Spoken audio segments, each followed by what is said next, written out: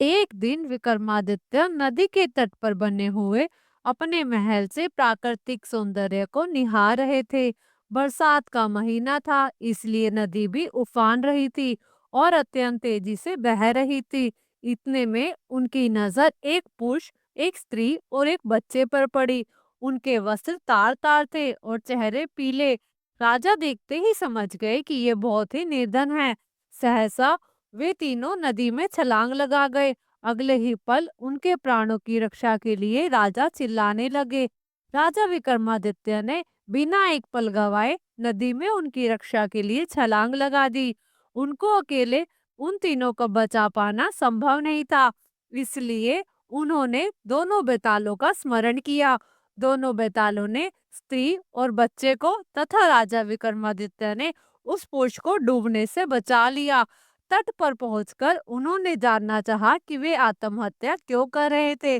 पुरुष ने बताया कि वह उन्हीं के राज्य का एक अत्यंत निर्धन ब्राह्मण है, जो अपनी दृढ़ता से तंग आकर जान देना चाहता है, क्योंकि वह अपनी बीवी, अपने बच्चे को भूखा मरता हुआ नहीं देख सकता और आत्महत्या के सिवा अपनी समस्या का उसे कोई अंत नजर नहीं आ रहा था। राजा विक्रमादित्य बोले, इस राज्य के लोग इतने आत्मनिर्भर हैं कि वे सारा काम खुद करते हैं और इसलिए उसे कोई रोजगार भी नहीं देता।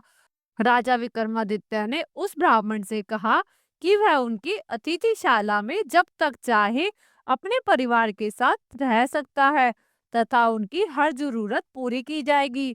ब्राह्मण ने कहा कि रहने में तो कोई हर्ज नहीं है, लेकिन उसे डर है कि कुछ समय बाद आतिथ्य में कमी आ जाएगी और उसे अपमानित होकर जाना पड़ेगा।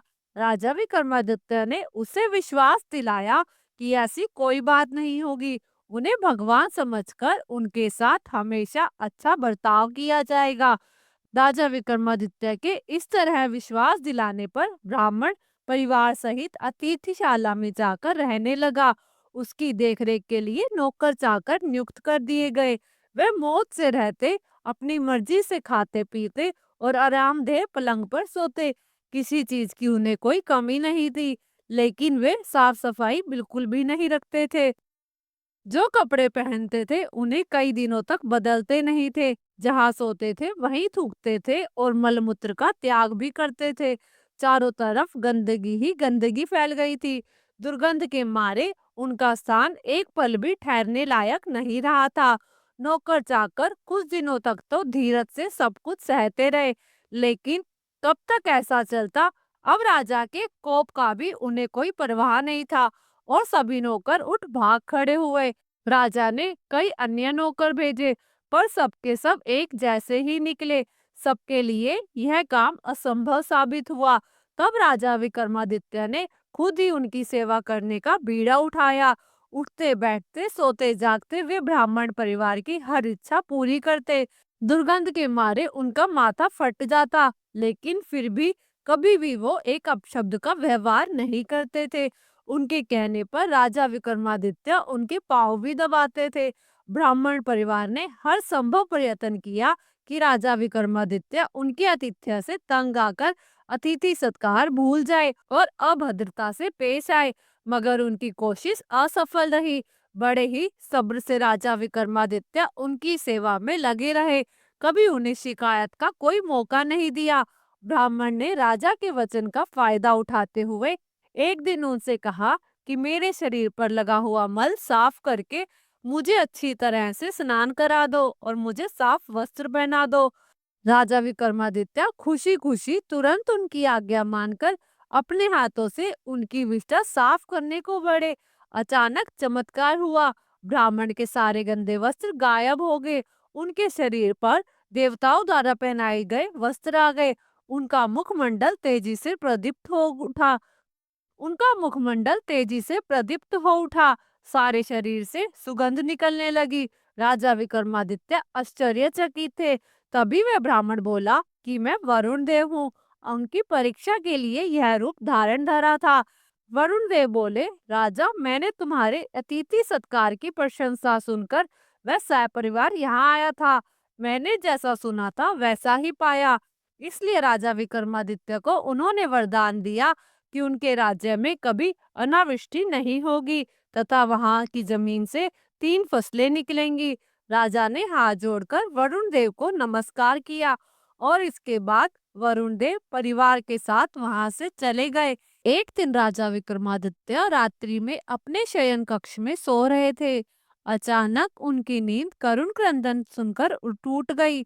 उन्होंने तब ध्यान लगाकर सुना तो रोने की आवाज महल के सामने बहने वाली नदी की तरफ से आ रही थी और कोई स्त्री रोए चली जा रही थी।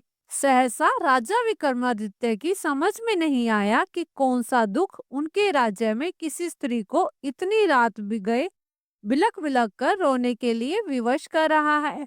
उन्होंने तुरंत अपना राज परिधान पहना और कमर में अपना दिव्य अस्त्र टांग कर आवाज की दिशा में चल पड़े।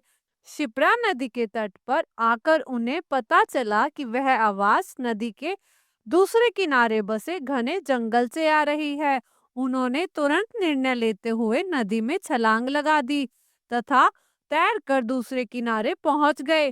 फिर वह रहस्यमयी आवाज जिस दिशा से आ रही थी उसी दिशा में चलते चलते उस जगह पर वह पहुंचे जहां से रोने की आवाज आ रही थी। उन्होंने देखा कि झाड़ियों में बैठी एक स्त्री रो रही है। उन्होंने उस स्त्री से रोने का कारण पूछा। स्त्री ने कहा कि वह कई लोगों को अपनी व्यथा सुना चुकी है मगर कोई लाभ नहीं हुआ। तब राजा विक्रमादित्य ने उसे विश्वास दिलाया कि वे उसकी मदद करने का हर वो संभव प्रयास करेंगे। तब उस स्त्री ने बताया कि वह एक चोर की पत्नी है और उसके पति के पकड़े जाने पर नगर के कोतवाल ने उसके पति को वृक्ष पर उल्टा टंगवा दिया है। राजा ने पूछा, क्या वह इस निर्णय से खुश नहीं है? इस पर स्त्री ने कहा कि उसे इस निर्णय पर कोई आपत्ति नहीं है, लेकिन वह अपने पति को वहां भूखा प्यासा लटकते देख नहीं सकती, क्योंकि न्याय में इस बात की चर्चा नहीं है कि वह भूखा प्यासा रहे। इसलिए वह अपने पति को भोजन तथा पानी देना चाहती है। राजा विक्रमादित्य ने उस स्त्री से पूछा कि अब तक उसने ऐसा क्यों नहीं किया। इस पर वह स्त्री बोली कि उसका पति इतनी ऊंचाई पर टंगा हुआ है कि वह बिना किसी की सहायता से उस तक नहीं पहुंच सकती और राजा के डर से कोई भी दंडित व्यक्ति की सहायता करने को तैयार नहीं होता। तब राजा विक्रमादित्य ने कहा कि वह उनके साथ चल सकती है। वास्तव में वह कोई स्त्री नहीं बल्कि एक पिशाचिनी थी और वह पेड़ पर लटकने वाला व्यक्ति उसका पति नहीं बल्कि एक शव था। वह उस शव को राजा के कंधे पर चढ़कर खाना चाहती थी। विक्रम ने जब घने जंगल में उसका रूप देखा और वाणी सुनी तभी वह समझ गए थे कि वो कोई मानव स्त्री नहीं बल्कि एक पिशाचनी है। लेकिन राजा विक्रमादित्य ने उसकी सहायता का वचन दिया था, इसलिए वह उसे ले आए। जब राजा विक्रमादित्य उस पेड़ के निकट आए तो वह पिशाचनी राजा विक्रमादित्य के कंधे पर चढ़कर उस शव को चट कर गई और तृप्त होकर राजा विक्रमादित्य को मनचाही चीज मांगने को कहा। राजा विक्रमादित्य ने कहा, अगर वह प्रसन्न है उसे वह अन्नपूर्णा नाम का चमत्कारी पात्र प्रदान करे जिससे उनकी प्रजा कभी भूखी नहीं रहे। इस पर वह पिशाचनी बोली कि वह अन्नपूर्णा पात्र देना उसके बस में नहीं है, लेकिन उसकी बहन उस चमत्कारी पात्र को प्रदान कर सकती है। उसके इशारे पर राजा विक्रमादित्य उसके साथ चलकर नदी के किनारे आए जहां एक भयानक झोपड़ीनुमा महल था। पिशाचिनी के विचित्र आवाज देने पर मुख्य द्वार से उसकी बहन बाहर निकली। अपनी छोटी बहन को उसने राजा का परिचय दिया और कहा कि ये राजा विक्रमादित्य हैं और अन्नपूर्णा पात्र के सच्चे अधिकारी हैं, अतः वह उन्हें वह चमत्कारी पात्र अन्नपूर्णा प्रदान करे। उसकी बहन ने सहर्ष अन्नपूर्णा पत्र उन्हें दे दिया। अन्नपूर्णा पात्र लेकर विक्रम अपने महल की तरफ रवाना हुए। तब तक भोर हो चुकी थी। रास्ते में उन्हें एक ब्राह्मण मिला। उसने राजा से भिक्षा में भोजन मांगा।